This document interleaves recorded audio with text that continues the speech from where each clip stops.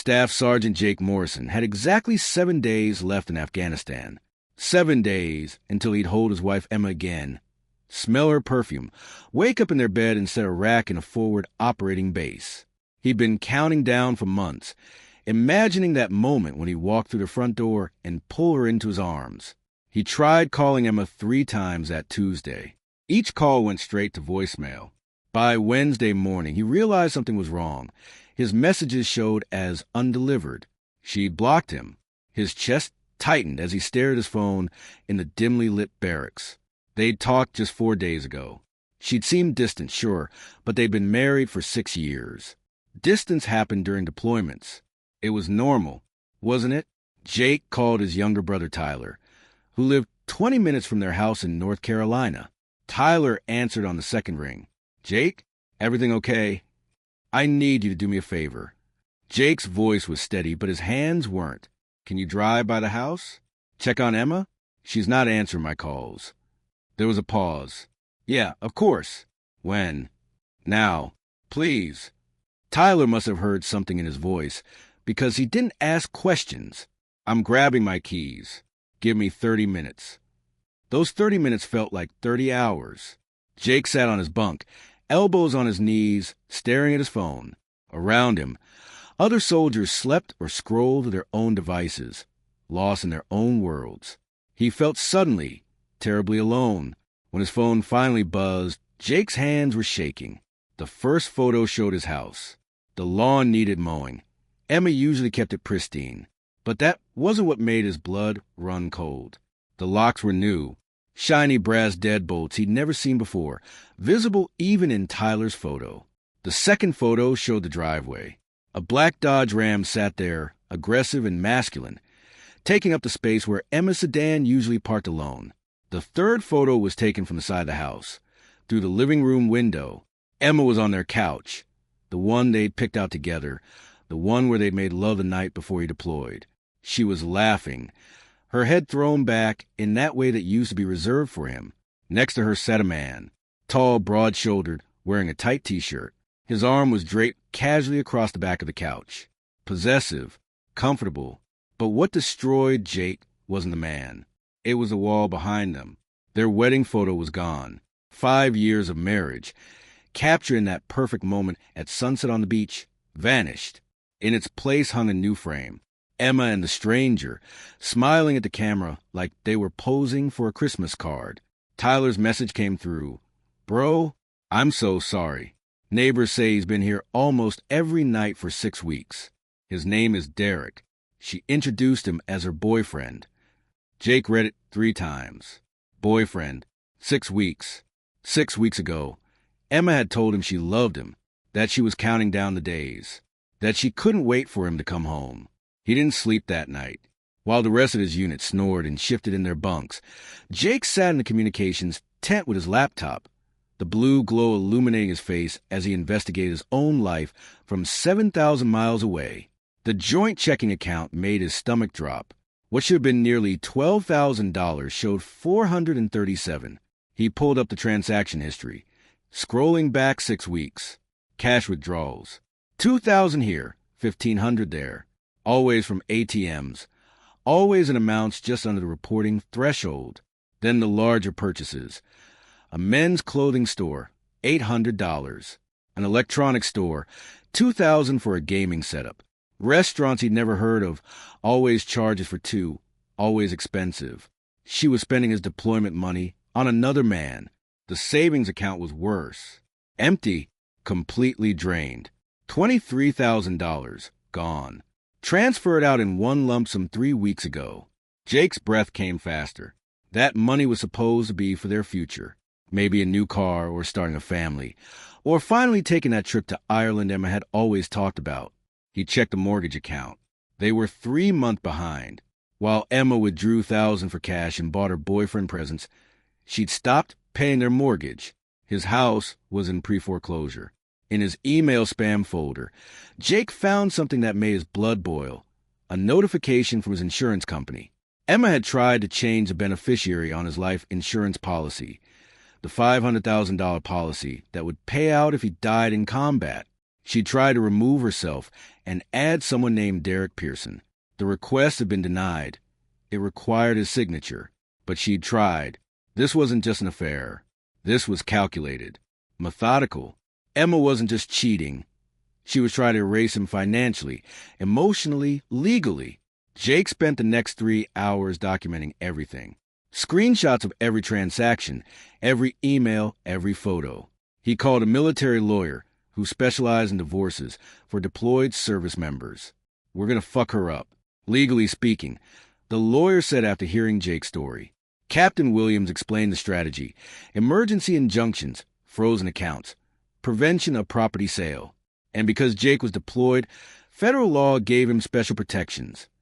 Emma couldn't sell property or make major financial decisions without his consent while he was on active duty. She'd broken the law. Multiple laws. Don't contact her, Williams instructed. Don't let her know you know. When you land stateside, we're having papers served the same day. Jake's boots hit American soil 5 days later at 0600 hours. Emma thought he was arriving Friday. He'd let her believe it. The element of surprise was everything. By 1100 hours, Jake had met with Captain Williams and signed all the paperwork. Divorce papers, emergency motions, asset freeze orders, all filed that morning. The sheriff's deputy will serve her at 1400 hours, Williams said. Everything is frozen as of 43 minutes ago. Jake parked 3 blocks from his house at 1300 hours, watching through binoculars. Emma's car was there. So was Derek's truck. At 1402 hours, the sheriff's deputy knocked. Emma appeared, wearing yoga pants and what looked like Derek's gym shirt. She looked happy, relaxed. The deputy handed her the papers. Jake watched her face change. Confusion, then shock, then panic. Derek appeared behind her. Even from 3 blocks away, Jake could see the argument starting. Jake drove to the house, parking behind Derek's truck, blocking it in. He walked up the driveway with the confidence of a man who owned the property. Because he did. Emma had changed the locks, but she'd forgotten about the garage. Jake pulled out his phone and opened the garage door app, connected to a smart system he'd installed. Linked to his control, the garage door rolled open smoothly. Inside, he could hear Emma's voice, shrill and panicked. Jake walked to the garage into the house, Tyler behind him. Emma and Derek stood near the couch, both turning as Jake entered. For a moment, nobody moved. Emma's face went white. Jake, you're not supposed to be home. Jake finished, his voice calm. Surprise. Derek stepped forward, puffing up his chest. Look, man, I think you should. You think I should what? Jake interrupted, his voice dropping to something cold and dangerous. Leave my own house? The house I pay for? The house I've been defending with my life while you've been fucking my wife. Derek's bravado faltered. Jake pulled out his phone, showing the bank statements. Explain the $23,000 you stole from our savings? Explain the $12,000 you spent on your boyfriend while we went into foreclosure? Explain trying to change my life insurance beneficiary. Emma's mouth opened and closed. No words came out. You've been served, Jake continued. You know the terms. You're not to remove any property, access any joint accounts, or sell this house. The locks you installed are being changed today. You have until Friday to remove your personal belongings. This is my house, too. Emma's tears turned to anger. I'm not throwing you out. The court is. You want to steal from a deployed service member? There are laws about that. Federal laws. Jake's voice was quiet but firm. And I'm suing Derek for alienation of affection. It's a real thing in North Carolina. Google it. Derek's face drained of color. He grabbed his keys and left without another word, abandoning Emma completely. Emma stood alone, crying. Jake, please, can't we just talk about this? I made a mistake. You didn't make a mistake, Emma. You made a plan. You waited until I was deployed, until I couldn't defend myself. And you systematically tried to erase me from my own life. You stole my money. You moved another man into my home. You slept in our bed while I was getting shot at defending our country. His voice was calm, final. So no, we're not going to work through this. You're going to leave. Friday, Emma. Get your shit and get out. She left without another word. 1 month later, Jake sat in a Cumberland County courtroom, wearing his dress uniform. Emma sat across the aisle with her attorney, trying to look sympathetic. Derek had already settled the lawsuit for $30,000 and a signed confession.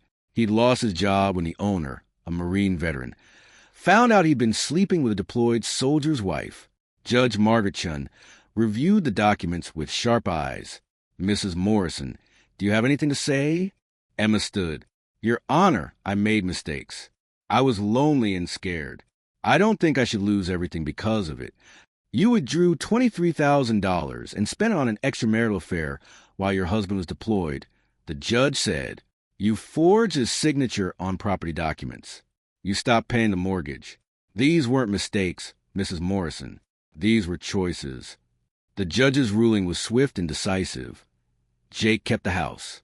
Emma got her car and personal belongings. She would repay the $23,000 at $500 per month. She was solely responsible for the $17,000 in credit card debt she'd accumulated on Derek. No spousal support. No second chances. The divorce is granted.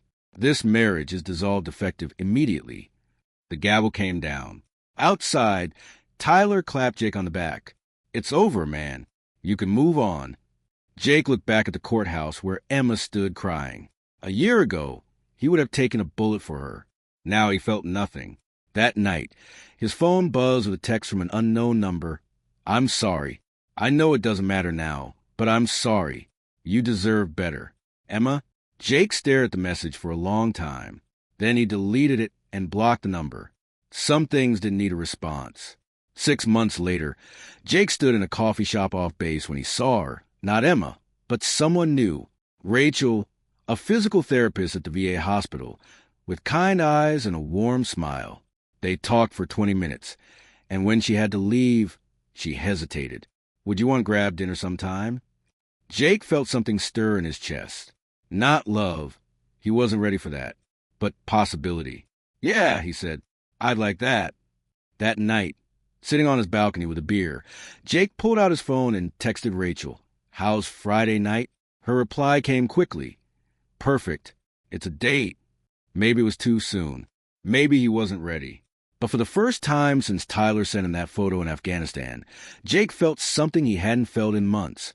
Hope. 2 years later, Jake stood at an altar in a small mountain chapel.